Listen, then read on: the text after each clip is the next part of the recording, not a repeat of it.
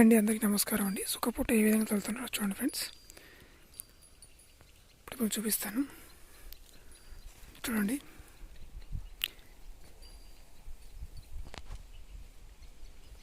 అక్కడ చూడండి, గంపలో పొట్టు తీసుకుని ఇలా చల్లుతున్నారా అండి. ఎందుకంటే గాలి పెడుతుందండి, గాలి పెడితే అది పక్క కాయలో పడిపోతుందని చెప్పేసి అలా చిన్నగా చల్లుకుంటూ వస్తున్నారండి. అటుపక్క ఎద్దులు చూడండి, గొర్రె చల్లిన పొట్టు బూడిపోవాలండి, లేదంటే ఇది గాలికి ఎగిరిపోతుంది, మొలచదు.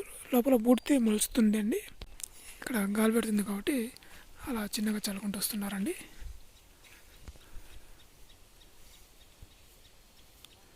చూడండి ఫ్రెండ్స్, ఈ విధంగా మరీ పతలా కాకుండా మరీ మెండు కాకుండా మీడియంగా చల్లుకుంటూ రావాలండి. ఇది చూడండి.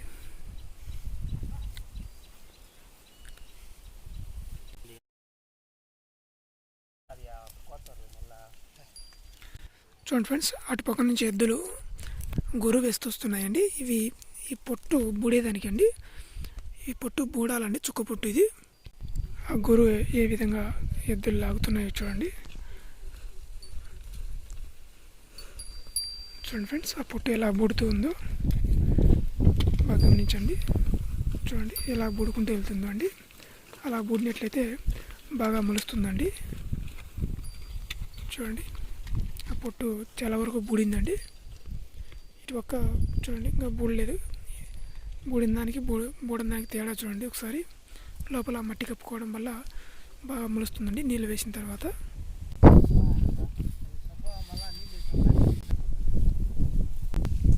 ఇదేనండి చుక్క పొట్టు ఫ్రెండ్స్.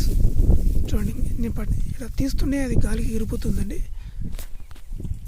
చాలా వెయిట్లెస్ ఉందండి ఇది చుక్క పొట్టు. ఇలా సంచులో ప్యాకింగ్ వేస్తుందండి ఇది. చూడండి, ఇలా గంపలో వేసుకొని చల్లుకోవాలండి మనం. చూడండి ఫ్రెండ్స్, ఈ తొట్లోనండి చల్లేది.